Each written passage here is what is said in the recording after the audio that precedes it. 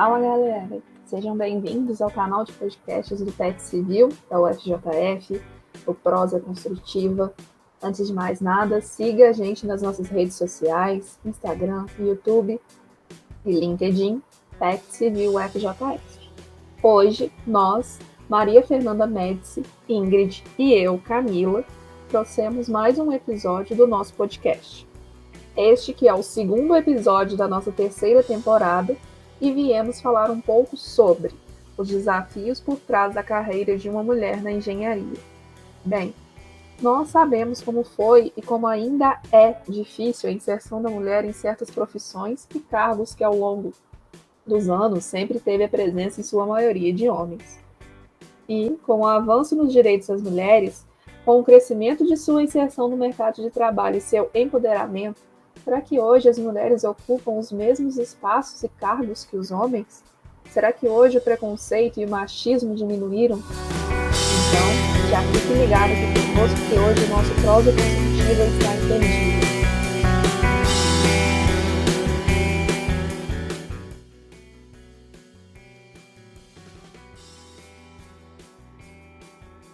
Hoje, continuando a nossa temporada de podcasts, trouxemos a engenheira civil Camila Pereira, que atualmente atua como engenheira de ferrovias na empresa Valeco, em Brasília, Distrito Federal, há 8 anos, que trabalha na construção de ferrovias, atualmente como engenheira na diretoria de empreendimentos. Ela, que é formada pela nossa amada UFJF em Engenharia Civil na turma de 2010. Olá, eu sou a Ingrid. Primeiro, a gente quer agradecer, pela participação e a gente queria primeiro saber um pouco sobre você, sobre a sua cidade natal e a sua formação acadêmica também. Agradeço o convite, foi muito legal receber esse convite e vim falar aqui da engenharia civil, das mulheres na engenharia e ainda mais na UFJF, que eu tenho um carinho muito grande, por ter formado na engenharia civil, na UFJF. Foi um momento muito importante da minha vida. Então, eu nasci em São José dos Campos, que é interior de São Paulo, e aos 13 anos que eu me mudei para Juiz de Fora com a minha família. Eu fiz curso técnico no antigo Colégio Técnico Universitário, CTU, que hoje chama Instituto Federal.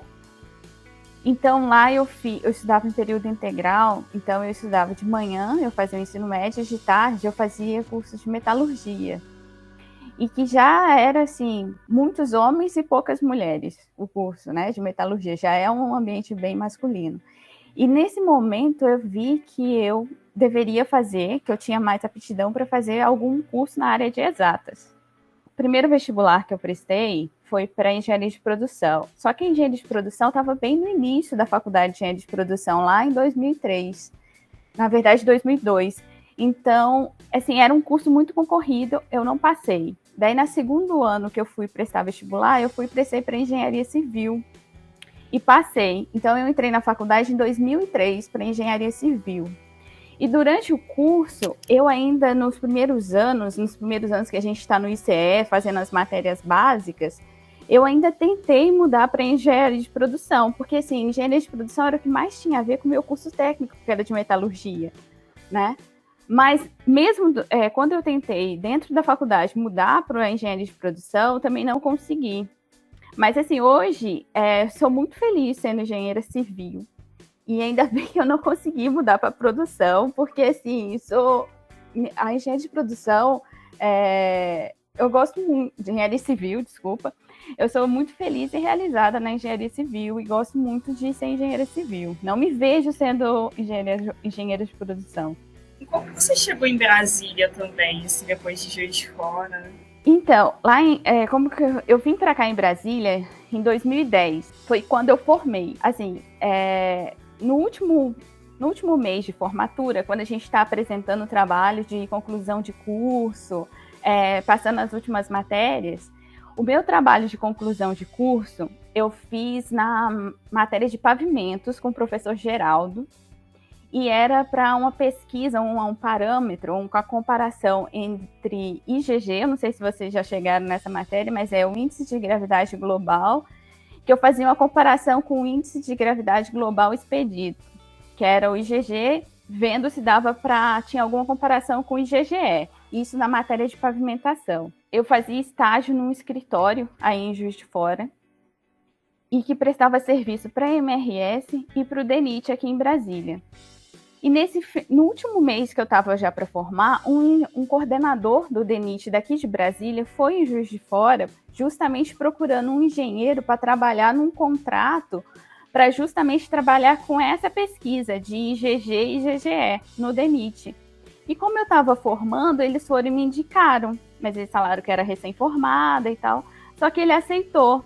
E eu vim morar em Brasília para trabalhar nesse contrato lá do DENIT, que esse IgG e IgGE, ele avalia a condição do pavimento, que ele passa um carro em todas as ferrovias federais, fazendo a gravação do pavimento, para ver a condição de pavimento, para ver se vai precisar de algum restauro, alguma obra, para melhorar a condição do pavimento. Então, chama Levantamento Visual Contínuo, LVC. E era justamente o meu TCC foi sobre isso, e eu vim trabalhar no contrato no DENIT sobre isso. Então, assim, eu fiquei 3 anos no DENIT trabalhando isso e fui prestando concurso. Porque você chega em Brasília, o mundo é de concurso aqui em Brasília, né? Então, assim, eu fui prestando concursos na área de engenharia e eu passei para o concurso da Valec, que é construção de ferrovia. Então, assim, eu saí da minha zona de conforto, porque daí eu fui trabalhar com construção de ferrovia. E na faculdade, a gente não aprende, assim, na minha época não tinha nada de ferrovia. O que eu sabia de ferrovia era do escritório de engenharia que eu fazia estágio, que eles faziam algumas obras, alguns projetos de obra para a MRS. Era a única coisa. Agora, construir ferrovia, não sabia nada. Então, assim, eu saí totalmente da minha zona de conforto, tive que estudar muito os primeiros anos e até hoje continuo estudando ferrovia, porque é bem difícil, assim. Isso até vai encaixando um pouco na nossa outra pergunta, né, que é perguntar um pouco como que é o seu dia a dia hoje na empresa e como que a faculdade te ajudou, né, se ela te preparou para isso ou não, se você sente essa defasagem. Então, lá na Valec, já tem 8 anos que eu tô lá.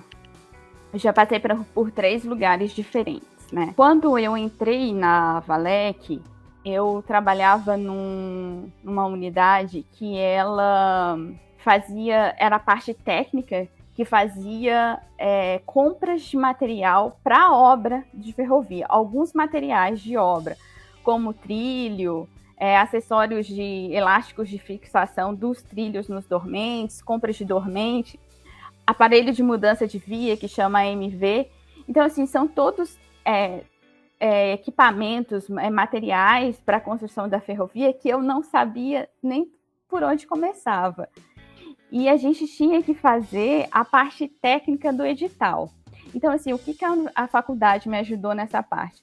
Foi assim, a gente estuda sobre licitação, sobre orçamento, e que foi o que me ajudou. Assim, a parte de licitação, de orçamento, mas não elaborar a proposta técnica. Daí a proposta técnica eu tive que estudar fora, né?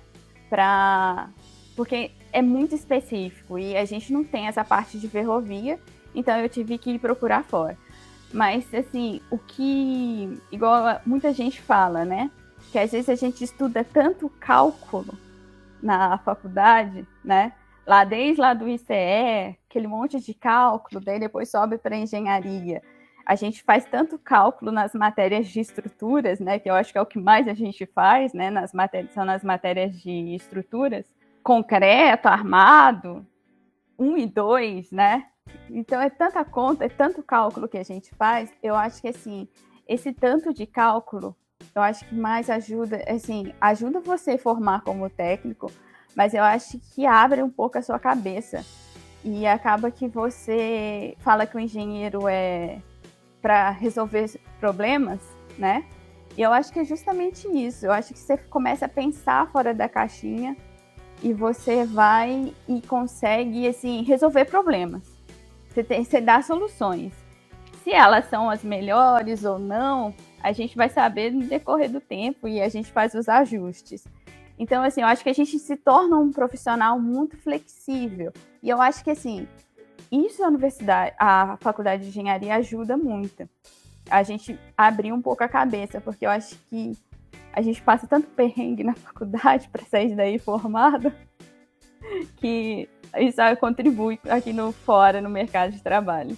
Verdade, eu acho que a gente sempre tem essa sensação também, né, que a gente nunca está preparado, mas acaba que a gente abre muito a mente dentro da faculdade e tem uma formação, né, mais geral ali, depois você vai se especializando, achando seu caminho, né. E aí, emendando um pouco nisso, que você tinha comentado ali que inicialmente você tentou, né, para engenharia de produção, então a civil em si não foi a sua primeira opção, mas aí ao longo da sua formação em engenharia civil e também trabalhando, você teve alguma mulher ali que te inspirou, que você, ou algum profissional também, né, que passou pela sua vida, professora, e que você trouxe como um exemplo também para a sua atuação ao longo do tempo? Então, quando eu fazia... Na minha época de faculdade, eram poucas mulheres como professoras. A gente tinha a Ana Maria, que era da parte de topografia. Agora eu sei que ela está na faculdade de novo, né? E tinha a professora Michele da Estruturas, mas que eu não cheguei a ter aula com a Michele. Na faculdade mesmo, aí na UFJF, assim, eu tive poucas referências de mulheres, de mulheres na engenharia. No escritório de engenharia que eu fazia estágio, tinha uma engenheira chamada Mônica. Hoje ela não atua mais como engenheira. Mas, assim, eu acho que uma grande referência que a gente tem aí na UFJF, e que também tem a ver com o trabalho que eu fazia, que eu fui para a área de estradas, fui para a área de pavimentação, né? A minha formação foi para a área de transporte. A Laura Mota, a professora Laura Mota, da COP, da UFRJ, que a gente até estuda no livro, que ela é uma das autoras, né? O livro de pavimentação para engenheiros. Na época que eu fazia estágio, o engenheiro era orientando dela do mestrado lá na COP, no Rio. Então, assim, ela acabou sendo uma referência, não só para mim, eu acho que ela é conhecida, né, nacionalmente no meio da pavimentação. Já na área de ferrovia, assim, a área de engenharia ferroviária é menos ainda de mulheres, né? Mas, assim, uma que é reconhecida muito no meio de ferroviário é uma professora de São Paulo que chama Ilona. Ela é já uma senhora, eu acho que deve ter a mesma idade da Laura Mota, mais ou menos, que eu acho que é em torno de uns 60 anos, né? E ela trabalhou na CPTM, em São Paulo, que é dos trens urbanos lá de São Paulo, e agora ela está trabalhando no metrô. Então, assim, ela é referência no meio. Eu conheci ela numa feira que tem só sobre ferrovia, que chama Negócio dos Trilhos. Teve uma vez que eu fui para São Paulo, nesse Negócio dos Trilhos, num seminário, e eu conheci a professora Ilona lá, e ela me deu uma aula sobre aparelho de mudança de via, AMV, que é uma parte bem sensível na construção de uma ferrovia, esse AMV, aparelho de mudança de via. E ela me deu uma aula sobre isso. E depois eu tive contatos quase mensais com ela lá em São Paulo, porque tem um comitê, na ABNT tem um comitê de metrô ferroviário, que estudam e atualizam as normas de ferrovia e metrô. E ela é desse comitê da ABNT e eu estava indo participar também pela Valec, da atualização dessas normas lá pela ABNT, e eu tive um contato mais próximo com ela. Então, assim, ela é uma referência para mim como profissional, como mulher profissional na área de ferrovia, né? E ela também é muito conhecida mundialmente por ela ser essa profissional de ferrovia. Se hoje já é difícil encontrar mulheres engenheiras trabalhando com ferrovia, eu fico imaginando na época dela, como devia ser muito mais difícil. Bem, Camila, trazendo agora para um contexto mais da graduação, você até comentou que lá no iniciozinho, quando você passou pelo ICE, você estava até pensando em mudar logo para engenharia de produção, que era o curso que inicialmente você queria. E a gente sabe que, assim, no iniciozinho, no ICE, principalmente, a gente passa bastante aperto com algumas disciplinas e tudo mais. às vezes a gente se sente até um pouco desmotivada, porque a gente não começa logo vendo disciplinas realmente da nossa faculdade, que a gente queria logo ver. Aí, se você pudesse comentar como você se sentia, ou se você sempre lidou bem com a faculdade, questão de reprovação, ou às vezes como que você conseguia, assim, e quando você conseguiu se sentir realmente motivada, assim, com o seu curso, falar, nossa, não, é essa mesmo a minha escolha, assim.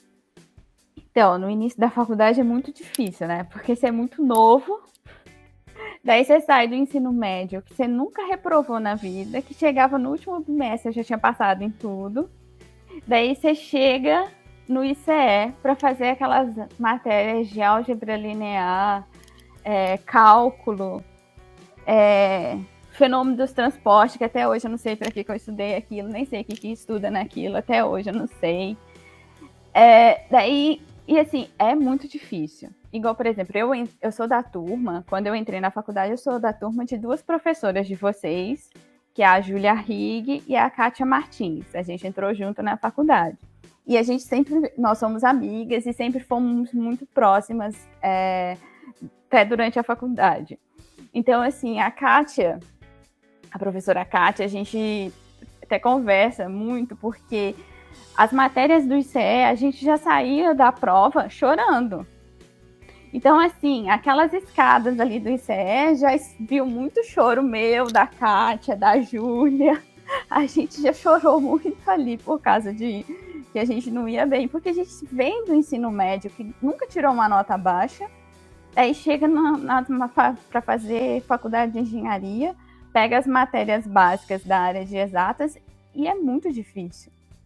Então, assim, eu não reprovei nas iniciais, mas quando eu cheguei na engenharia, é impossível você não reprovar. Assim, eu acho que você tem que ser muito abençoado mesmo para você não sair da faculdade sem uma reprovação. Eu reprovei nas matérias da engenharia, concreto, muitas matérias. Então, assim, eu acho que quando eu cheguei na engenharia, você meio que acostuma. Então, assim, eu fazia estágio, eu fazia estágio e fazia a faculdade. Às vezes, chegava no final do período, você não conseguia. Então, você acabava, assim, escolhia uma matéria para você abandonar. E eu escolhi algumas matérias e abandonei. Então, assim, não me arrependo. Eu acho que eu gostei tanto da faculdade que eu fiquei 7 anos na faculdade. Eu demorei para formar. Mas, assim, o que eu falo é assim, não desista. É difícil, mas vocês conseguem formar, vocês vão sair daí formados. E no mercado de trabalho, ninguém vai saber, ninguém vai perguntar se você repetiu ou se você não repetiu, qual é o seu IRA. Continua falando IRA, né? Índice de rendimento acadêmico. Ninguém vai perguntar. Eu acho que quando a gente está na faculdade, a grande preocupação é não baixar o IRA, né? Só que no mercado de trabalho, tudo bem que eu acho que na vida acadêmica, se você vai tentar um mestrado, isso pode ser significativo. Mas no mercado de trabalho, ninguém nem sabe disso. E assim, o que eu falaria? Aproveite o máximo que a faculdade pode oferecer. Faça as matérias optativas, eletivas que vocês têm vontade de fazer, o máximo que vocês conseguirem, que é muito importante. Monitoria dos professores, iniciação científica. Eu sei que hoje tem o PET Civil, que na minha época estava bem no início ainda. Eu acho que assim, tudo entrar para o escritório escola, que também ajuda muito. Eu era da Porte Engenharia, já fui membro da Porte Engenharia. Então, assim, fazer todas essas atividades que têm extra currículo, eu acho que são muito importantes e que ajuda você a preparar para aqui para o mercado de trabalho. Que bacana, Camila. Muito obrigada. Você não sabe como que é importante assim para a gente, porque às vezes a gente fica preocupado com reprovação, enfim, aí no mercado de trabalho, ou mesmo IRA, mas enfim. E assim, por muito tempo a gente sabe que as mulheres nos campos das exatas e principalmente nas engenharias foram assim bastante perseguidas, né, por certos estigmas presentes na sociedade.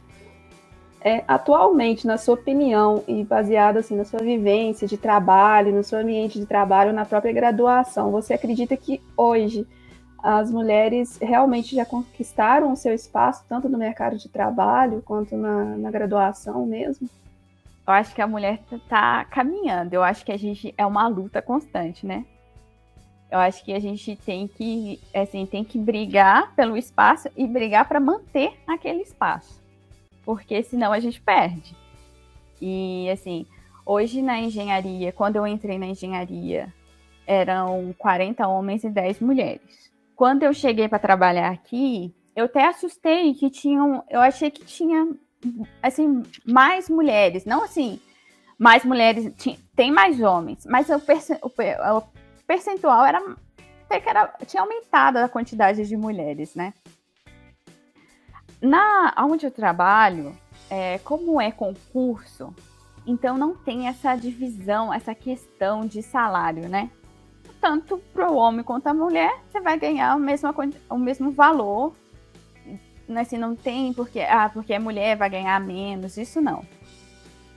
Eu acho que por causa também dessa proporção de mulher ser menor, acaba que os cargos de chefia são ocupados por mais homens. Mas na empresa que eu trabalho também tem mulheres em cargos de liderança, né?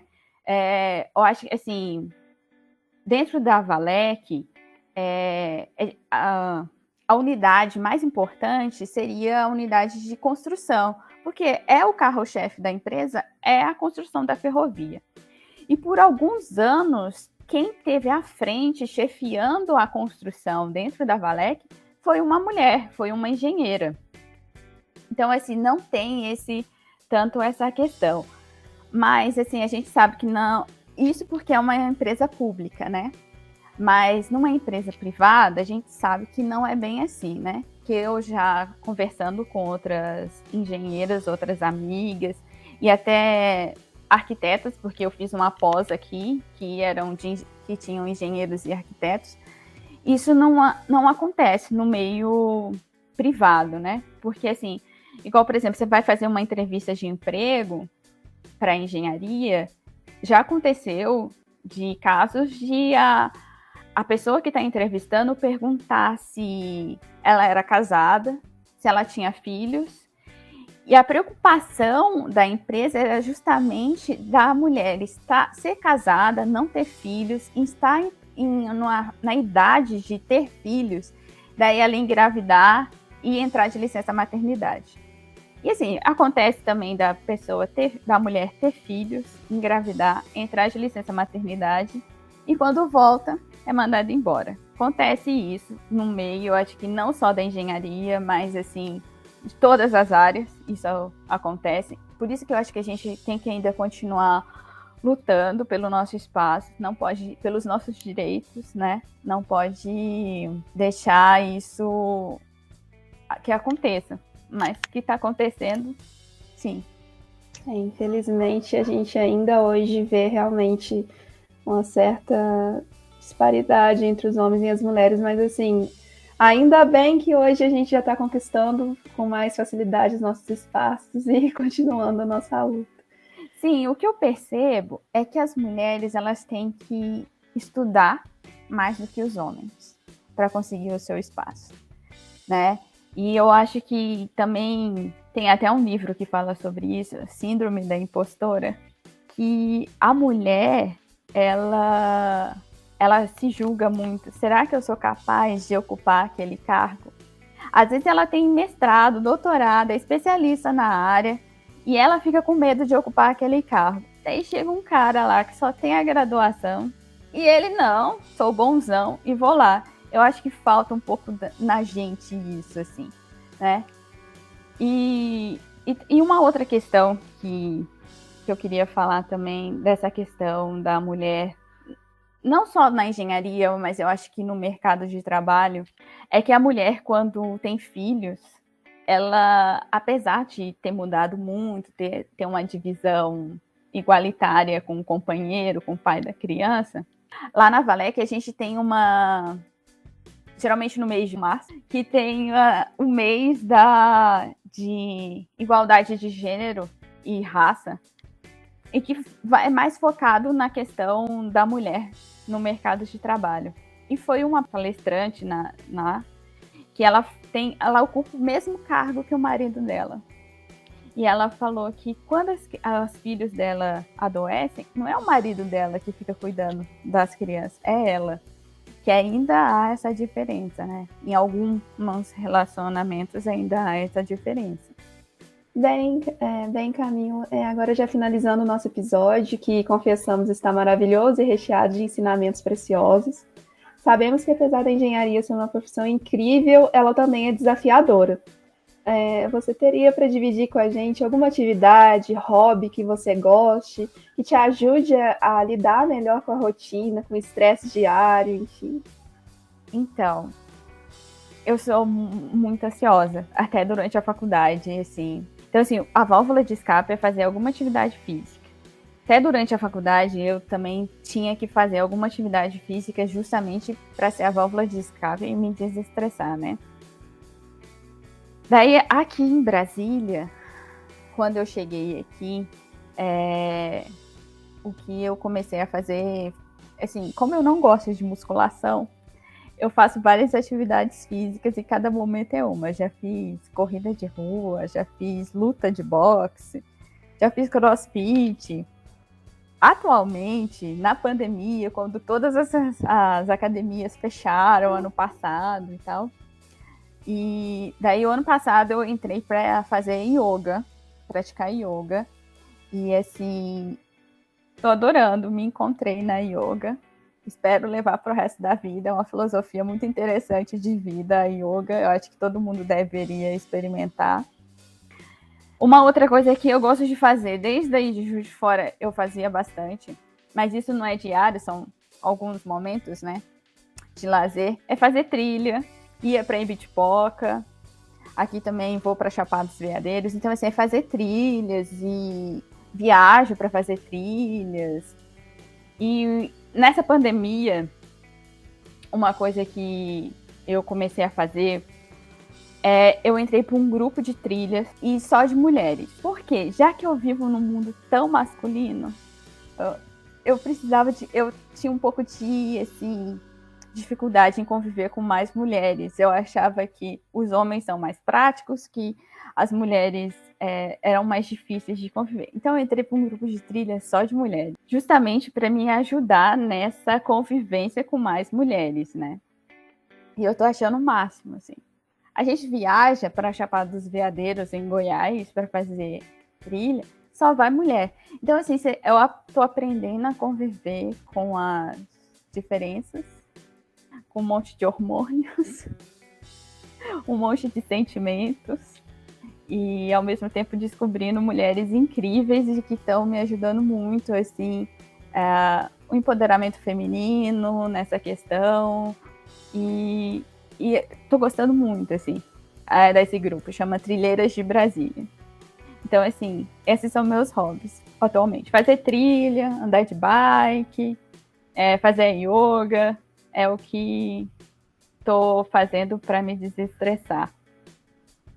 É muito legal, né? Porque a gente vê que o pessoal, às vezes, principalmente então na faculdade, ele acaba ficando tão focado na faculdade e esquece de fazer outra coisa por fora. E é muito legal essa conversa. A gente queria, né, te agradecer novamente pela participação. Eu acho que vai ser algo que agrega muito. Hoje a gente vê muitas pessoas também procurando essa área de engenharia nas ferrovias. E também acho que para finalizar, se você tiver alguma dica para dar para quem está procurando ir para essa área ou pretende ir para ela também.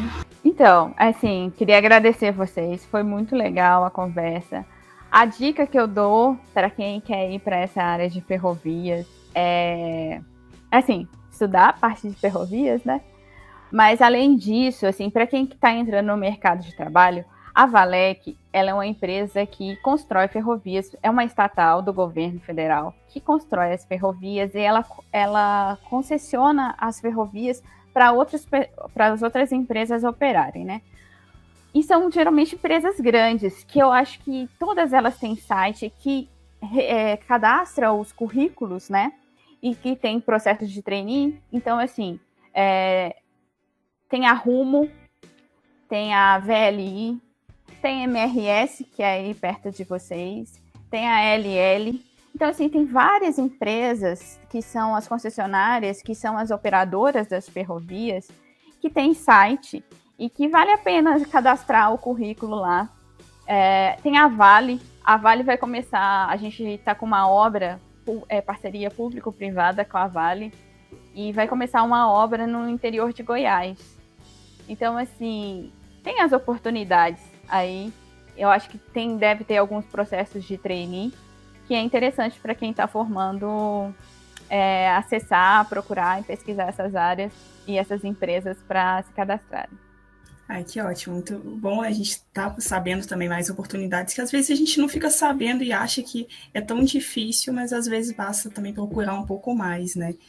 E assim, a gente agradece novamente muito, nossa, muito obrigado por essa participação, que eu acho que vai agregar demais. E é isso, pessoal. O nosso podcast vai ficando por aqui. Daqui a uns dias a gente vai ter outros episódios também sendo postados nessa temporada. E a gente espera que vocês fiquem ligados nas nossas redes sociais, que daqui a pouco saem mais episódios.